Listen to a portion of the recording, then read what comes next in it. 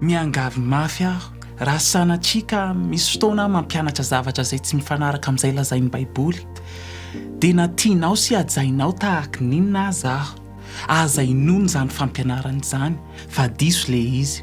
Reto ny soratra Masina no sotondarantsika ho an'ny fahamarinana. Raha tsy izany dia nizaniza afaka milaza izay tiany ary tsy afaka toerina mihitsy izy satria ahoana moa no hanoerana azy raha isika zao aza tsy manana ny sotondaran'ny fahamarinana. Marina fa samy manana ny interprétation ny tsirairay fa na izany aza dia tokony ombo-kevitra daholo tsika kristianina fa tsy maintsy mifanaraka amin'ny tenin'Andriamanitra avokoa ny zavatra rehetra inontsika momba azy sy ny sitrapony. Koa dia vakio mandrakariva ny Baibolinao mba ahafahanao manavaka ny fampianarana ara-Baiboly sy ny fampianarany diso.